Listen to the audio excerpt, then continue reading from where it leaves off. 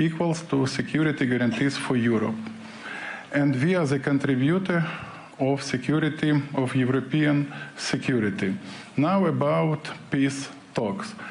We conducted 2 rounds in Abu Dhabi in trilateral format.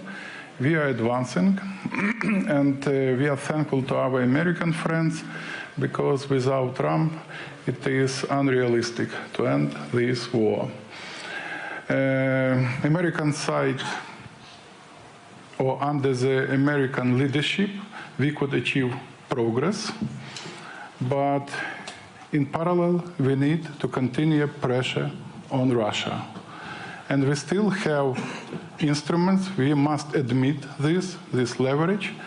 And I agree with this assessment, no signs of willingness from Russian side for serious negotiations.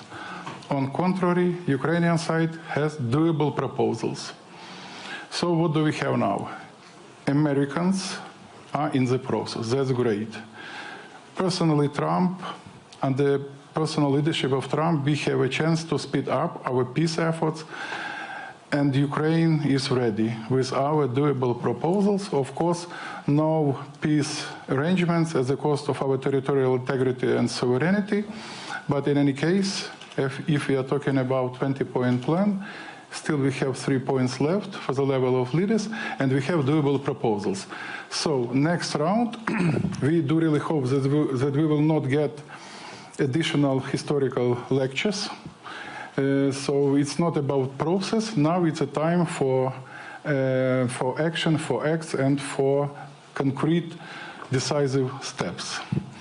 Thank you. And Mr. Barrow, obviously you're leaving soon, so I'd ask you a question next.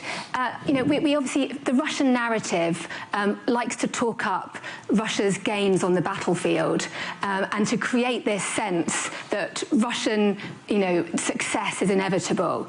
But the numbers tell a different story in terms of Russian casualties and the pressure on the Russian economy, and also what the Europeans, like France, has done in terms of the shadow fleet. Like, what other levers do you have to put pressure on Vladimir Putin and make him change his calculations when it comes to seriously negotiating and seriously needing a peace deal? Well, first, you're right. Thanks to the courage of our Ukrainian friends and support of their allies and the Europeans in the front line, the special operation of Vladimir Putin is a total failure. What happened in recent weeks in Venezuela is what we call a special operations. But Vladimir Putin is still there, trying to achieve his maximalist colonial goals, but hitting into a heroic resistance by the Ukrainian people.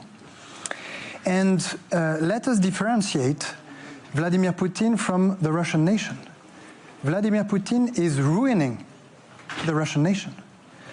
He's caused, his war of aggression has caused north of 1 million casualties, which is more than all the losses of Russia and the Soviet Union since 1945.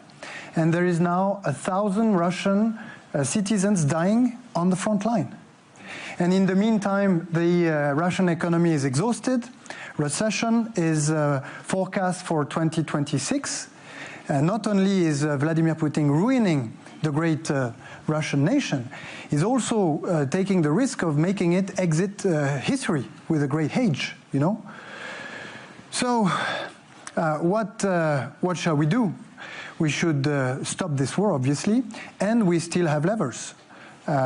With our allies and friends, and in particular with our British friends, we have gone very far into into blocking the Russian shadow fleet, not only by designating the vessels, but also in using our military means to prevent them from circulating throughout Europe.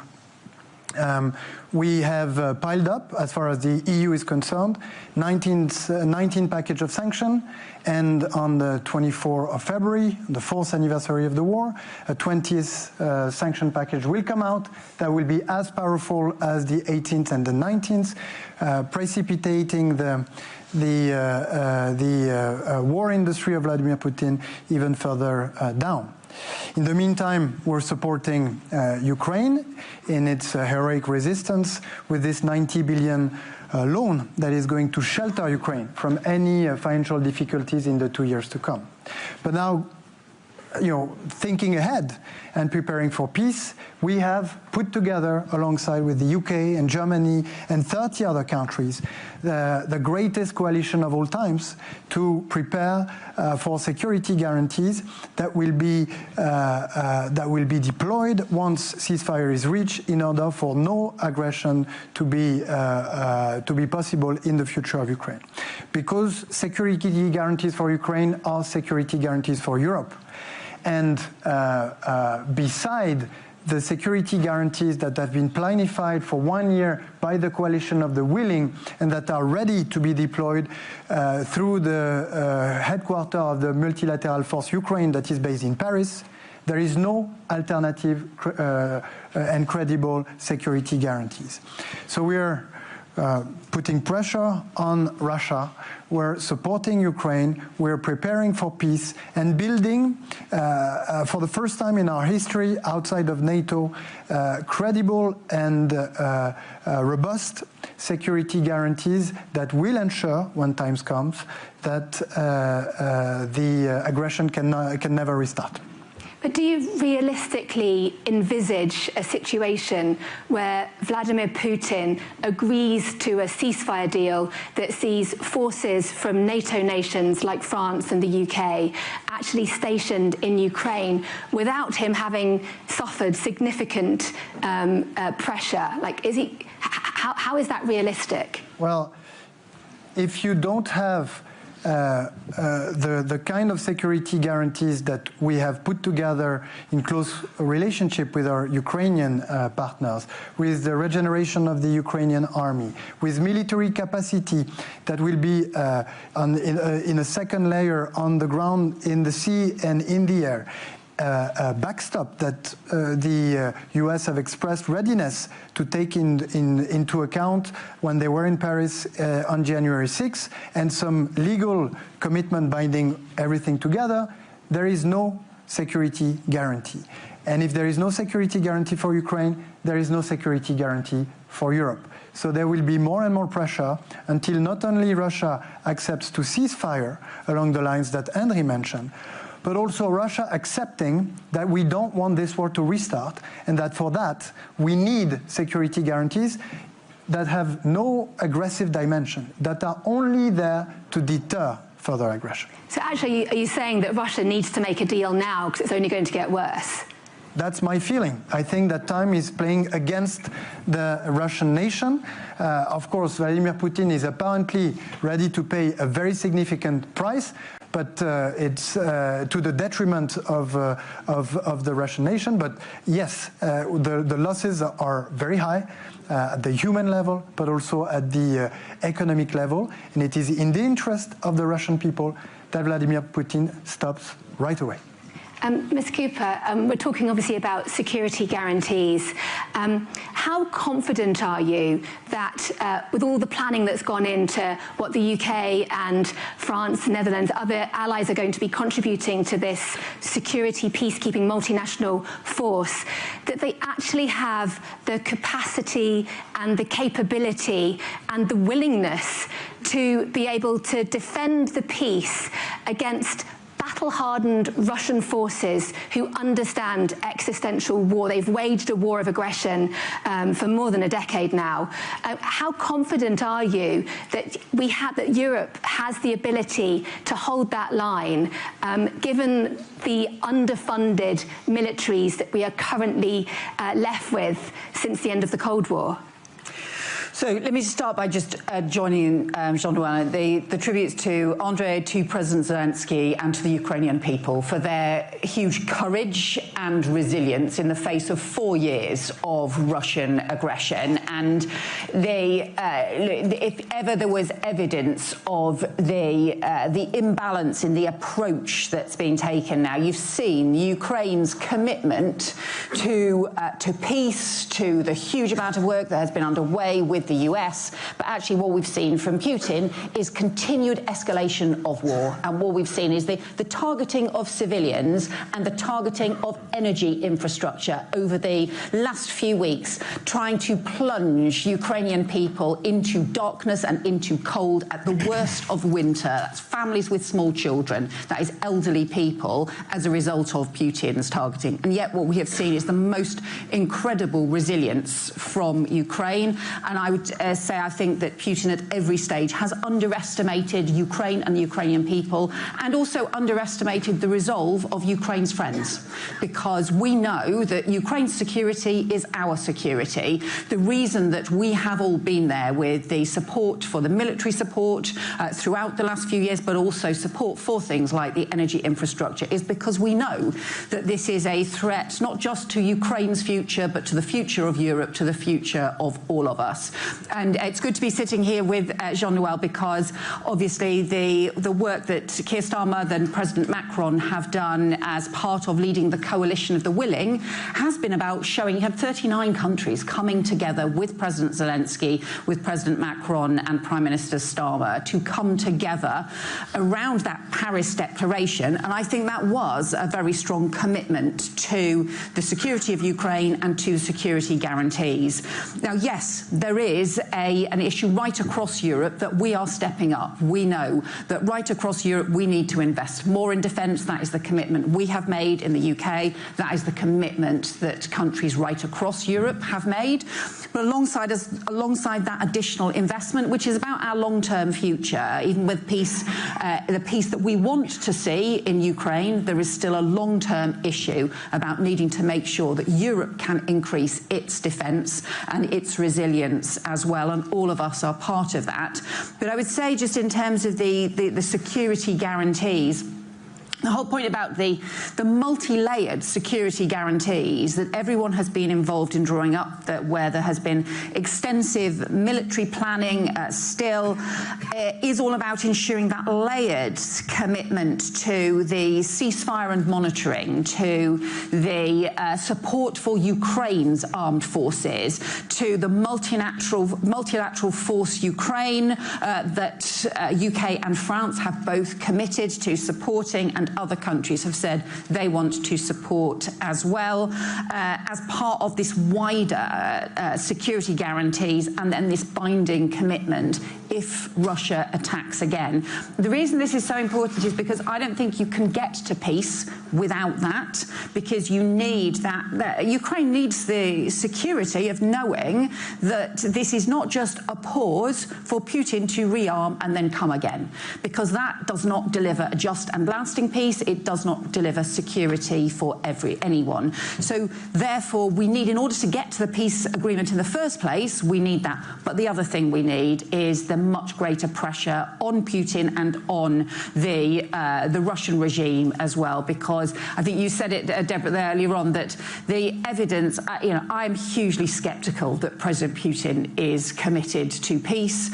I really hope that these talks can make progress and can get to a peace agreement, but I still think we are going to need to keep intensifying that economic pressure on Russia, including tightening the chokehold on oil and gas, tightening the chokehold on the Russian shadow fleet, keeping up that economic pressure with additional sanctions, and I hope to a maritime services ban as well, so we keep ramping up the pressure on Russia's economy. Their economy has already been heavily hit, but we need to keep that pressure up further. So can we expect to see British forces boarding a Russian-linked shadow fleet vessel in the near future? Well, we've already provided support where it's been needed. That's us doing it. We've already been providing support where it is needed for action against the Russian shadow fleet, and we will continue to do so. We will continue to look at what are the best and most effective ways, including our role as part of that process, to make sure we can maintain that pressure and take action against the shadow fleet. So that's not a no? It's that we will look continually at every opportunity that we can to put pressure on the shadow fleet. Mr. Van Weel, we've obviously talked about what the Europeans are thinking in terms of this coalition of the willing, but the elephant in the room, of course, is the American backstop, the US security guarantees. Like, how important are they for this proposal to be credible, or could the Europeans do it on their own if, given we've had all this friction with that transatlantic relationship, if it does all really blow up badly? Well, first of all, let me echo the others in saying that the bravery of Ukraine, the Ukrainian people, and you in person as well, Andre, in keeping this Russian aggression off at a distance for 4 years is really admirable. And I think that over the past 4 years, and let me be very open and frank here, we've probably been slow in coming to your rescue. We've been deterring ourselves at different stages throughout the conflict. And probably that has been an unnecessary self-deterrence. With every next step that we've taken, we've seen that we haven't escalated this war. No, we've put more pressure on President Putin. And that's exactly what we should keep doing in order to bring him to the negotiating table in a serious manner. And that also goes for the situation post-war or post-ceasefire. Also there, we shouldn't be afraid. You were asking, will Putin allow any NATO troops on Ukrainian territory? Well, it's in the last two words, it's Ukrainian territory. So I don't think we should give Putin the veto on what we do or what we don't do. That hasn't helped us in this war. It hasn't helped Ukraine. Supporting Ukraine more has helped in the war, and it will in the post-war situation as well. So I think, yes, we should do the maximum to help Ukraine defend itself, also in a post-war situation. That is, of course, the best deterrence ever, and we have a very credible and battle-hardened force in Ukraine now that is actually able to provide its own security to a large extent. Two, we need to show that we are committed to Ukraine's security for the long haul, and that's where the coalition of the willing comes in my view. And three, yes, we also need to be realistic. There is no such power in this world as American power. We see that now in conflicts that have to be resolved around the world. Without US involvement and pressure, it won't work. Without US aid to our defense in a NATO context, European security is not what it is today. So with all the trials and tribulations that we're having in our transatlantic bond, and I won't deny that there are some, above all should be our aim to keep this transatlantic bond, to keep the US involved in Europe, because it's also in the US interest, but also to keep the US involved in Ukraine, because that's also in the US interest. I mean, you made that really important point about how Ukraine should be deciding who is and isn't in its country. And similarly, should that apply to NATO membership? Should that still be on the table as part of these peace negotiations? Well, nobody's taken it off the table, but we have all concluded that... I think Donald Trump did, didn't he? At this point in time, there's no consensus to move forward on this. And also, it's not the immediate step towards ending this war. So for the time being, I think the steps that we're taking, serious negotiations, pressure on Putin, providing credible security guarantees that go a very long way into seriousness and detail, I think is the way to end this war for now. Thank you. And Ms. Shaheen, can you just offer your view on the American position? And are you worried that that Donald Trump, who obviously is is pushing for a peace deal, he wants to be able to say that he's managed to negotiate these two sides, and it's absolutely right what Minister Sabia said, that we wouldn't be in this situation had it not been for the pressure from the Trump administration on the two sides to get talking. But are you you worried that that desire for an outcome could lead to the American side putting undue pressure on the Ukrainians to accept a deal that is not in Ukraine's favour, including giving up the whole of the Donbass, and without doing that American security guarantees won't be forthcoming? Well, I am worried, like I assume everybody here is worried about what the outcome of any peace agreement would be. And we have a very large bipartisan delegation here from the Senate mostly, but also from the House.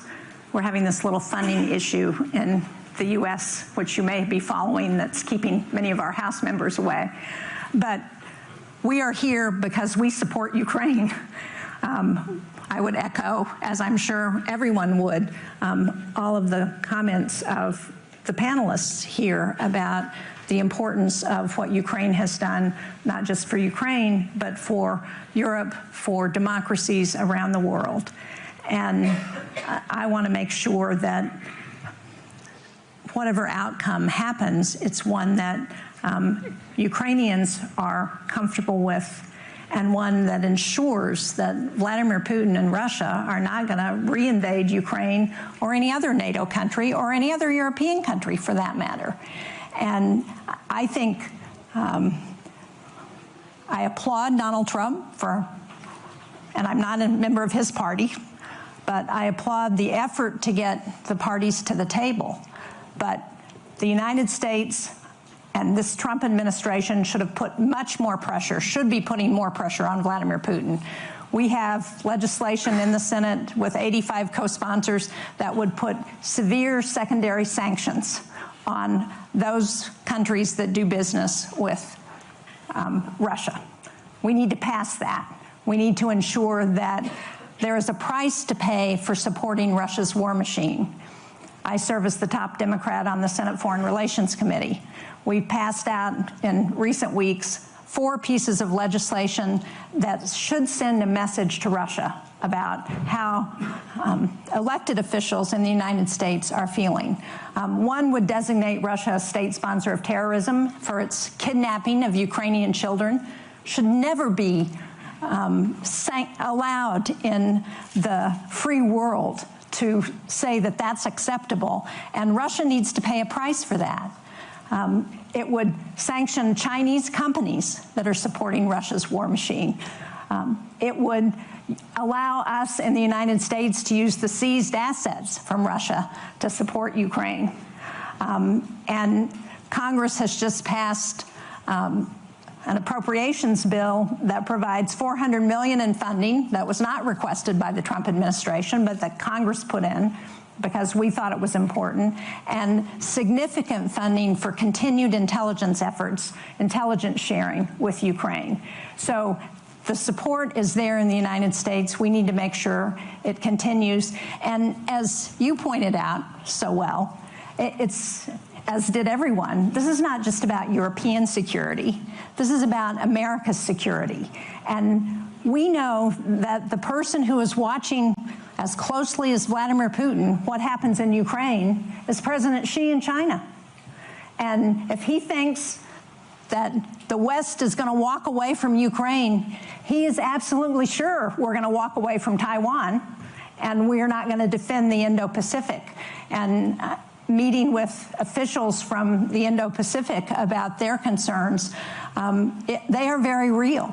And so what we're doing in supporting Ukraine is ensuring that we send a message to dictators around the world that the free world is not going to accept what they're doing.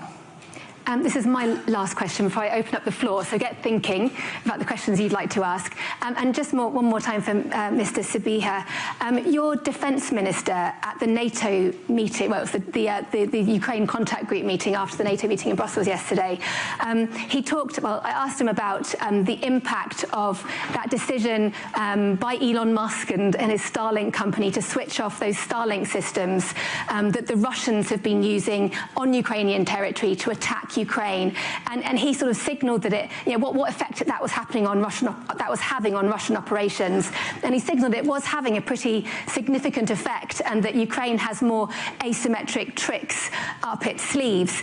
Last year, Donald Trump infamously told your president that Ukraine doesn't have the cards.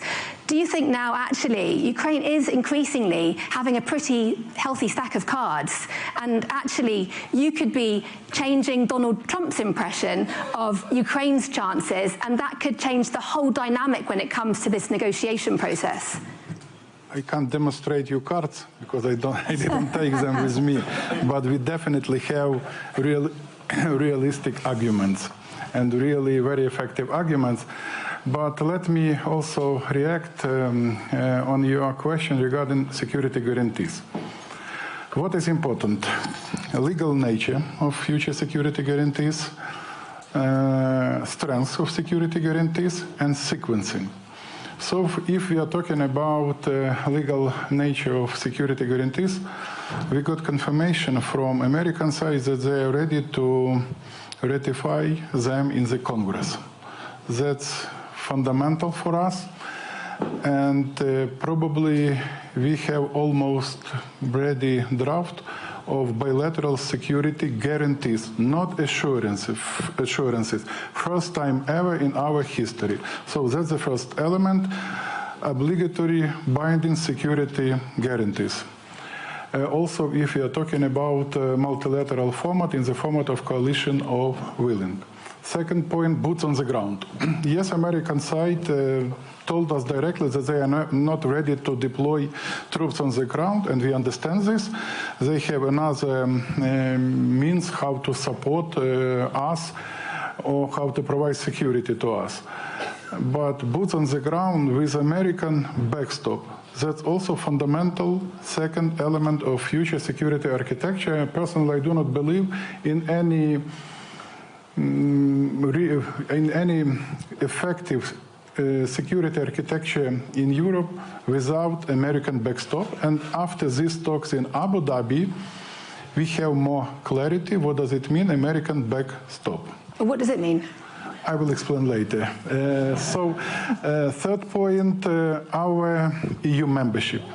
It is also for us an element of security guarantees. Strengths, similar to the Article 5 of Washington Treaty, and the last, the most important and crucial point, strong Ukrainian army, deterrence package, our self-sufficiency, our deterrence package, our long-range capacities, our capacities to produce air defense systems with the capacity to shoot down ballistic missiles. So, and sequencing. It is really very difficult or even unrealistic to imagine any progress in peace efforts without clarity, without certainty, without clear understanding of these packages of security guarantees. So we need to finalize this process, I mean peace process, inevitably. So security guarantees is an inevitable element of peace process. And one more remark regarding possible strong steps. We are expecting the approval of the next 20th package of sanctions. It will be really strong and harmful, but we must exhaust the Russian economy, and we must exhaust Russian military capacities. Or the best way, both economy and military capacities. And we still have, you see, potential. Why? For example, American side impose sanctions on Rosneft and Lukoil. And we do really hope that our European allies also will impose sanctions on Rosneft and Lukoil. And additionally, probably it's a proper time to forbid and to issue visas for the participants of Russian aggression, I mean Russian soldiers and families of these soldiers, to ban possibility for them to visit Europe, to visit Canada, to visit America. It will be really harmful for them. You just talked, just finally, sorry, you mentioned the importance of the US backstop. Does that mean needing that the US security guarantees mean that Ukraine would bow to pressure to give up territory, give up the whole of the Donbass, or even accelerate elections in order to ensure that you lock in that American support? See, I mentioned at the beginning that Ukraine will never accept any formula, any initiative at the cost of our territorial integrity and sovereignty. The recipe is very simple. Engagement and leadership of the USA to raise the price of further aggression to Russia, personally to Putin, personally to his regime. Here we have sanctions, here we have isolation, and here we have frozen assets. And third point, deterrence package for us, and to strengthen our capacities, our defense industry, our army. Putin must understand consequences of not being constructive. Russians must understand consequences, blackouts, our deep strikes, asymmetric approach about which you asked us. Of course, we must apply such an approach, asymmetric approach, to achieve our goals. Because Putin, he didn't achieve any strategic goal in Ukraine, and he must admit that he will never achieve strategic goals in military goals in Ukraine. Why he is attacking our energy grid, our energy system? Because he wants to decrease, to break the mood of our people, morale of our people. He wants to give the signal. If you not accept my ultimatum, if you not accept my demands, I will escalate. He attacked Baryshnik last time. First time in Western Ukraine, our underground gas storages. So it was also a signal. It was very close to the NATO border. It was an attack on the minds of so-called West. Thank you. Right, so people, stick up your hand at the back there, very quick with the arm. If you could introduce yourself and then direct the question to the person you want to answer it. Mainly to Yvette Cooper, Charles Grant from the Centre for European Reform. We've talked a lot about security guarantees, but when I was in Berlin recently, I met a lot of scepticism about the reassurance force and the security guarantees. I was told, is Putin going to be deterred by one British brigade and one French brigade? Probably not. The only people who can do the fighting is the Ukrainians. So make Ukraine strong by all means, but don't pretend these security guarantees are serious. And the Germans are not sending any soldiers to them. So can Yvette Cooper convince us that the security guarantees are really strong enough to do anything to deter Putin? Thank you. So maybe for you, Yvette. I think the security guarantees are a whole package. There's not just one little bit of the security guarantees. The security guarantees is a whole package that includes ceasefire monitoring, it includes the support for the Ukrainian armed forces, which I think all of us have said. It's the support for the Ukrainian armed forces that is the most crucial part of this, and also the willingness for other countries to provide a multilateral force Ukraine in order to be able to support Ukrainian forces, whether that be also through issues around training and equipment as well, and crucially the binding guarantees if there is a further Russian attack.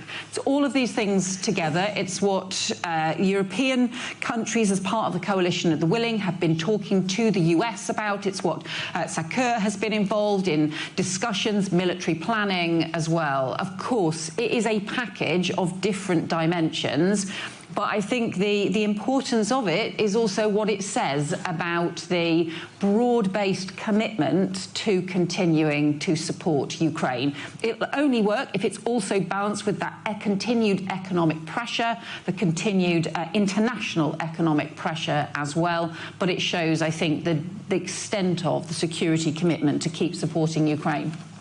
Can I just add a few words to that? The idea of the coalition of the willing is not to put forces into Ukraine that are then going to defend against an attacking Russian army.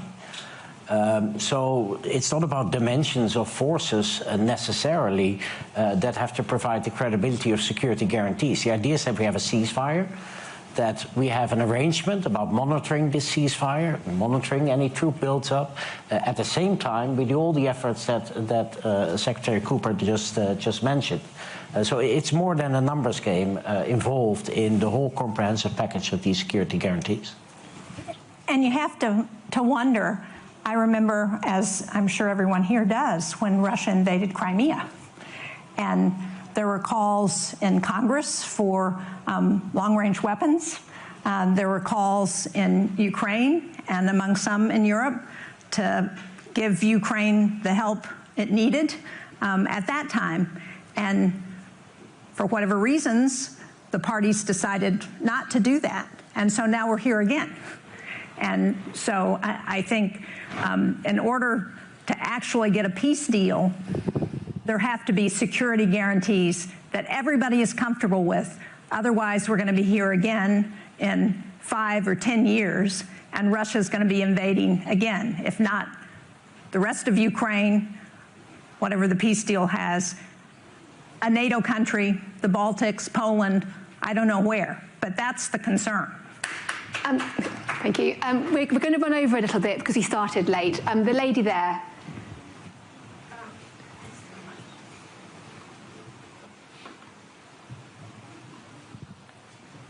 Yes. I'm Trudy Rubin, World Affairs columnist for the Philadelphia Inquirer.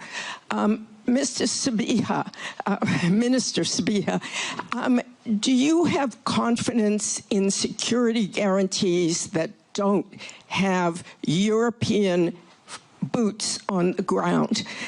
Why should Putin be afraid if he can attack first, as in Crimea, and everybody is worrying afterwards?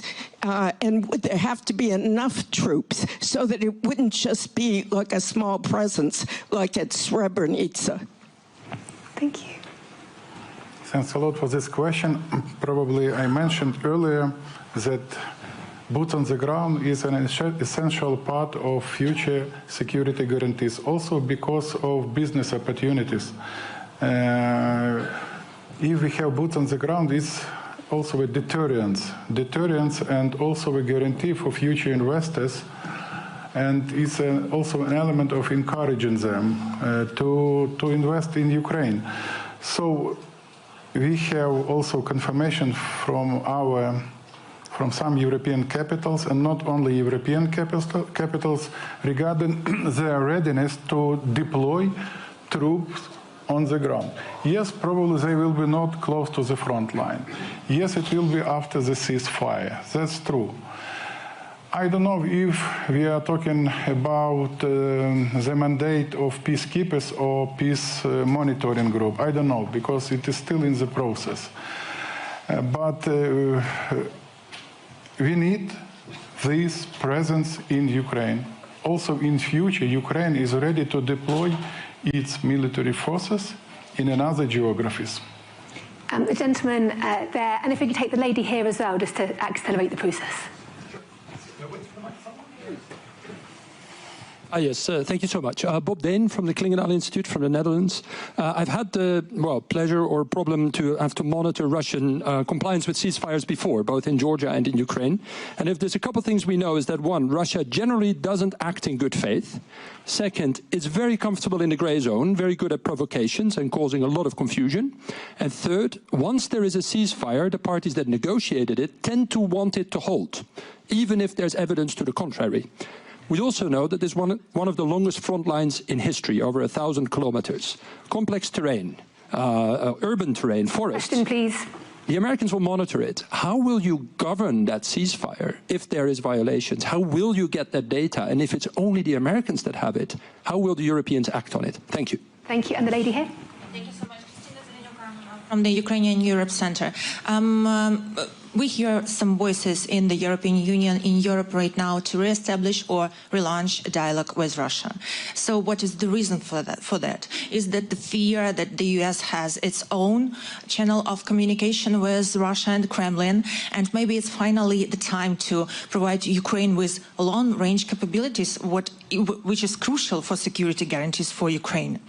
Okay, so Ms. Cooper, do you want to answer the question about the monitoring, and then do you want to answer the question about the EU and interactions with Russia?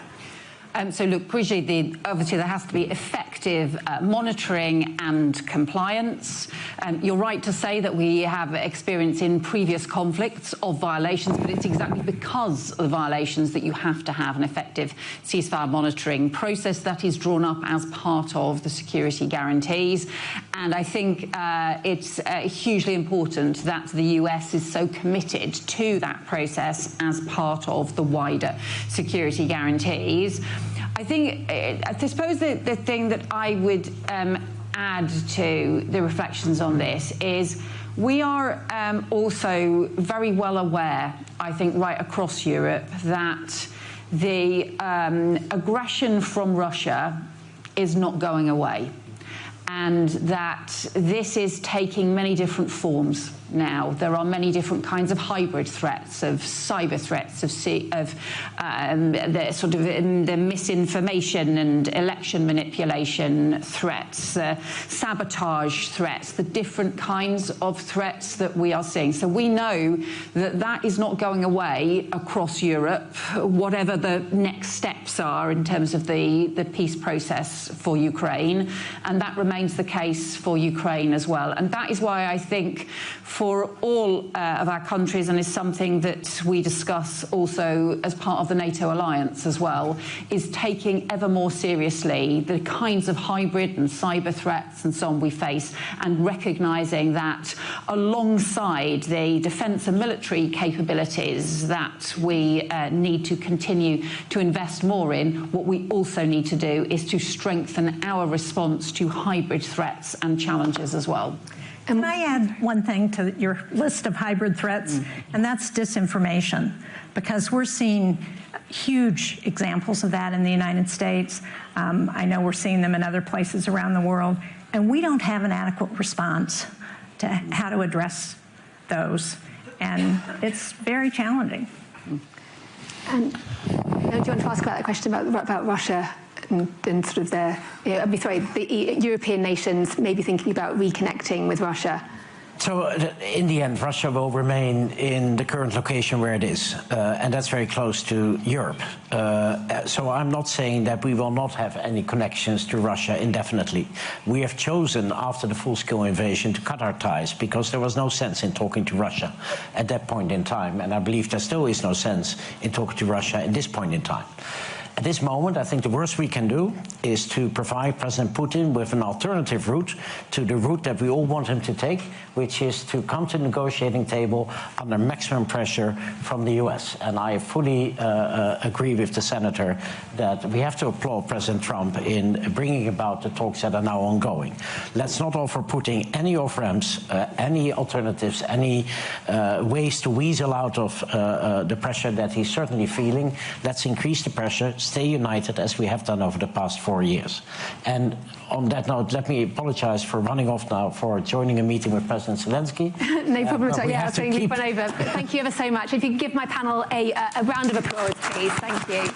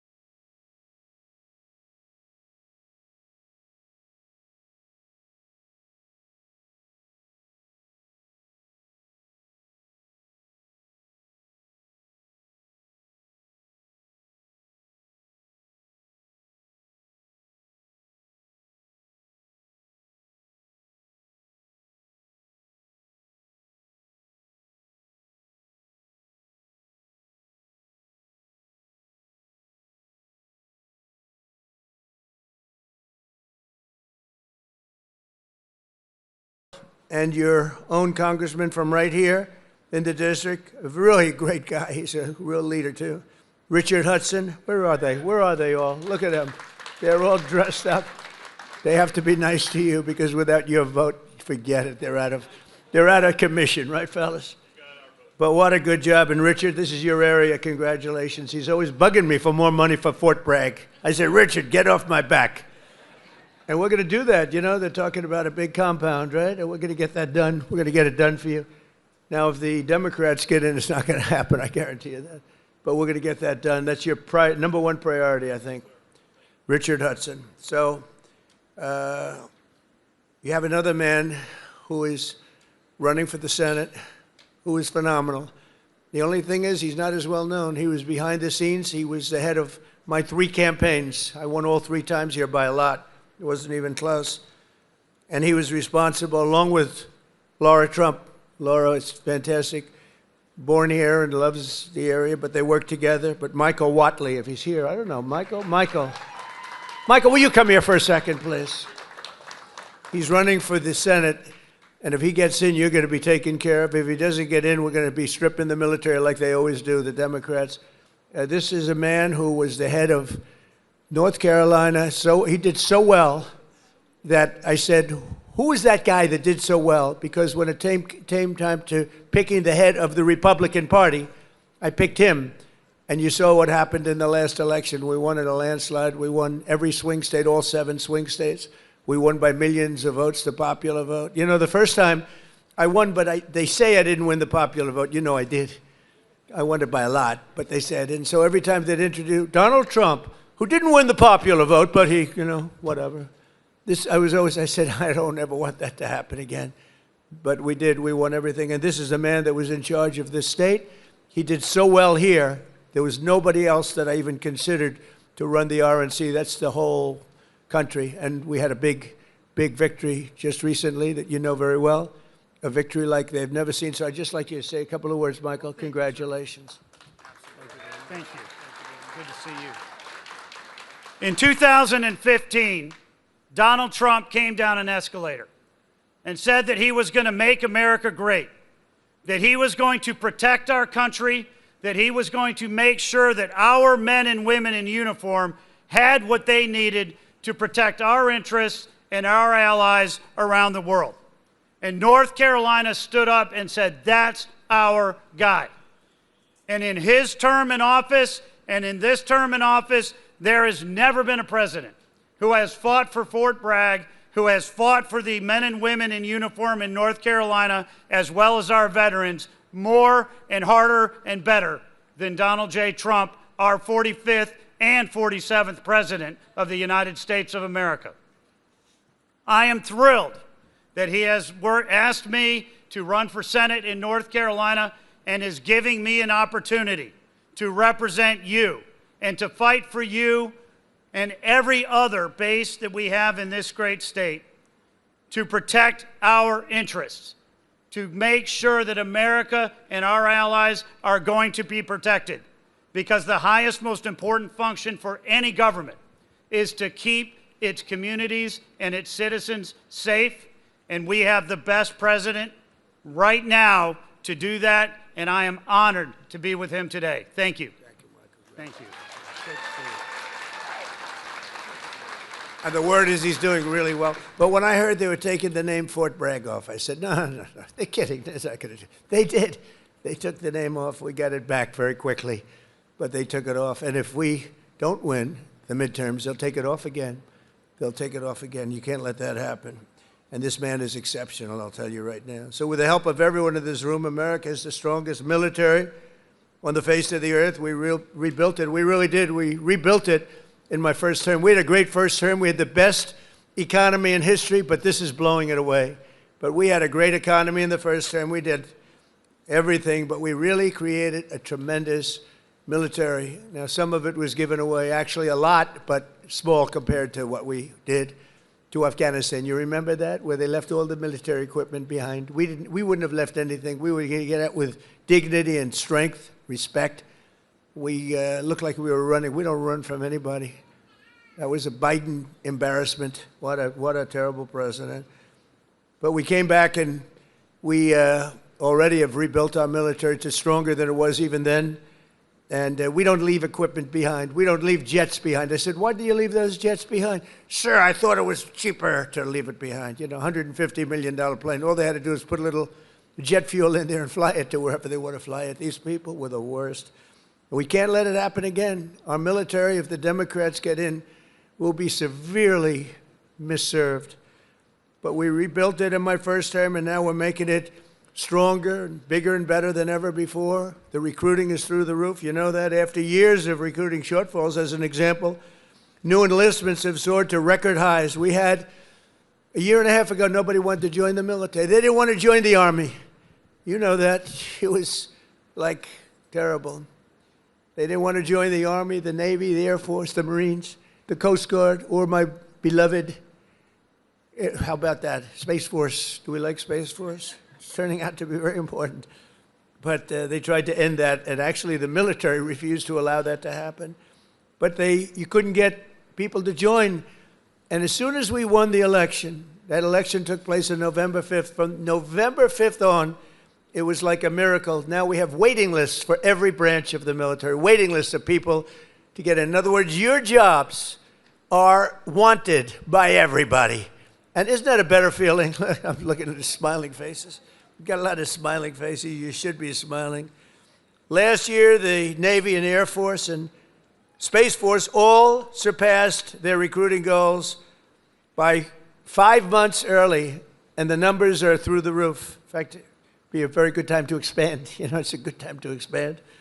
But the Army did even better than the others, and you shattered your annual recruitment by almost 5 months and lots of days, but more importantly, the number and the quality of recruit has never been higher. This year, the Army is beating its recruitment goal by 116%, and I'm very proud of that. I was very embarrassed for a period of years as I watched how badly this country was run, standing outside and hearing constantly that we couldn't get people to join our great forces. We ended the scourge of political correctness in our military. We renamed the Department of Defense to the Department of War. Think of it, we won World War I. We won everything. World War II, and everything before, during, and a little bit after, except we fought a little bit differently. We fought to be politically correct. We were a politically correct force with the presidents. But now we have a real force, and you see that with what we did in Iran with the B-2 bombers. A lot of you were involved in that. And what we did recently in Venezuela, nobody ever saw anything like that happen. A Venezuelan general who was on the site, but he moved out fast enough that he lived, because most of them didn't. But he was on the site. He said, we were totally prepared. We saw the planes coming. We saw everything coming. You know, they're a good, strong force. And he said, we got hit like nobody's. They were hit from 17 different directions. They said, there's never been anything like that. It was over in like literally a minute. Everybody was running for the hills. And that's what we have. We have the strongest military in the world by far. We have the best equipment. We have the greatest people, soldiers. We brought back merit as the sole consideration for advancement and promotion in our military. We won the Supreme Court case, shockingly in that case. It took courage to come up with that decision. It's based on merit. Now you want to get into a college, it's based on merit. It's not based on anything else. You want to get into the military, you got to have a little muscle. You got to be strong, like these people here. It's like, you're like central casting. I'm looking at all these beautiful-looking people, but you have to be a certain type to do well. And we were taking anybody that wanted to get in because we wanted to be politically correct. No, it's based on merit now. You get into the military based on merit. And other places also based on merit. There might be advantages to other people in other fields. But this is all based on merit. As long as I'm president, we will be the best led, the best trained, the best equipped, the most disciplined, and the most elite fighting force the world has ever seen. That's what we've turned out to be, and everybody knows it. They all know it. Every country knows it. I speak to all of them. They know exactly what they would be up against. Hopefully we'll never have to test them. And because of our strength and because of what we do, we probably won't have to be tested. That's why this year we're investing also $1 trillion in our armed forces, most we've ever spent. And next year it's being raised. In fact, we're going to be building a number of battleships. You ever hear of battleship? You know, World War II, you saw those big ships, the Iowa, the Alabama, the Missouri, they're going there, sailing through that water like it's nothing. Those big waves are crashing into the front. The hulls are made of 7 inches of steel, not aluminum. Aluminum's fine, by the way. I don't want to hurt the industry. We're doing very well. But I'll take steel. And it's going through those waves like it's a hot knife through butter, right?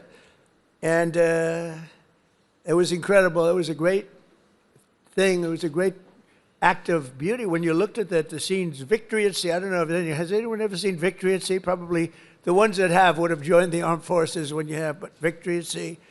And you looked at those battleships. So now we're building 10 of them, initial order, 10.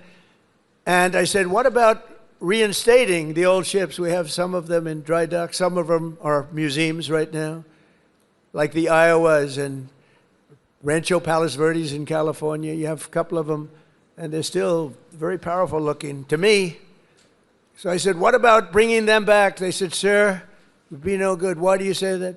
The new battleship that we have, which I've seen and helped design, I put a little more spirit in the hull, a little more, give me a little bit more hull. I want that ship to look gorgeous, you know. Forget about stealth. They say, oh, it's stealth. They design ugly equipment for stealth. Well, we're designing great-looking equipment, also stealth. But I said, well, what about bringing them back? Sir, the new ships, the new battleships that we have almost very soon under construction will be, listen to this, 100 times more powerful than the ships that we got to see in the 1940s. Think of that, 100 times more powerful. We need that. This way nobody messes with us, right? We need it. For every service member in our military, this historic investment also includes a well-deserved, across-the-board pay raise, not including 1776. And at my request just before Christmas, we did the, and really in honor of the 250th anniversary, we did that little special payment, which everybody appreciated, and it was an honor for me to do it. As part of the one big beautiful bill that we got approved, which was amazing because it really encompasses all 4 years of the term. We'll also be investing over $1 billion to improve on-base housing, and a lot more than that at Fort Bragg. We're going to be doing, if we get the congressman's wish, we're going to be doing a lot more than that. We're also going to spend billions of dollars on improving here and around the area. We're going to make it great because the people in this area have been so incredible. The spirit they had. When they changed the name of this base, the spirit, not even military people, they were so proud of that name, Bragg. They said, we have to bring it back and keep the area safe. It's a great area. In fact, I'm thinking about moving here someday. Maybe I'll move here with our great movie star. We'll move here with our First Lady. We'll move to Fort Bragg. Would you like that, darling? She loves you. It's a possibility. Actually, it's not a bad idea because we love it. But we want to keep this area safe, and we can't do that without the leaders, and your ex-governor is not one of them. It would be a disaster if he got in. And one of the things that I just mentioned and saw, you saw the monster that killed an innocent young Ukrainian girl a couple of months ago, slitting her throat from behind. And this was the man, the governor, that allowed this man to get out and to do that. We don't do that. We don't do that. Everybody knew he was trouble. Many, many crimes. One of the worst pasts I've ever seen. And she sat down. She had her throat slit. And that's not going to happen with Michael Watley, that I can tell you. So I just want to tell you it's very important because our military has to be protected. Our people have to be protected.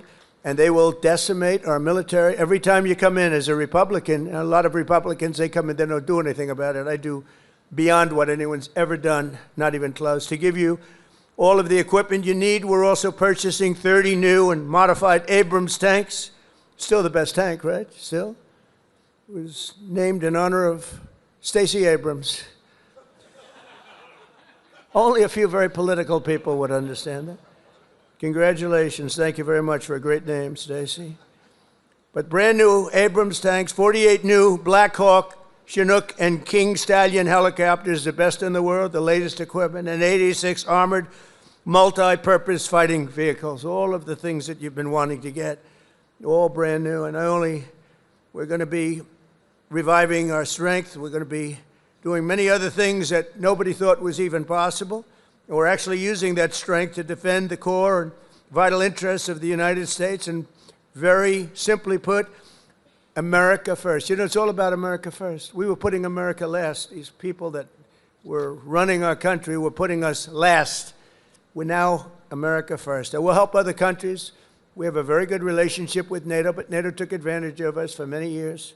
We were paying for almost 100% of NATO. Now they're paying their own bills. I got them to pay. We took them from not paying 2% GDP to paying in full 5% GDP. Big difference, like day and night. With the help of our military, we stopped the invasion on our southern border for 9 straight months. 0 illegal aliens have been admitted into the United States, and that's done by the radical left. Those charts are made up by the radical left, so I can't imagine that they could be wrong, because it seems hard to believe we could have had 0. My friends, these are early supporters. I have so many supporters up here. How the hell did you get into the military base? It's amazing. I'm a little worried about that. Let's check security. But no, I have so many. You know, I have women from North Carolina. It's about 50 or 60 of them.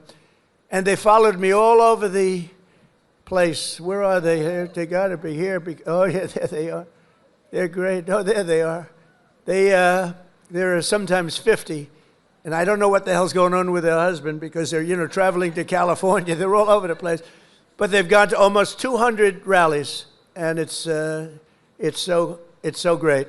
It's so great. We have Susie Wiles here also, who's the first female chief of staff, and she's done a fantastic job, and she's standing right next to those great patriots from North Carolina. No, they would go all over. It didn't matter where I was. Sometimes I'd see them, like, I made a speech in London. They ended up being, they must be pretty wealthy, that's all I know, because they do a lot of traveling. But thank you very much for being here, and for your support for years, because they were there right at the beginning, 2015, even 2015, before we started. Some of them were there before I even announced. They said, he'll be a good president. We need a good president. But they're amazing patriots. Thank you very much.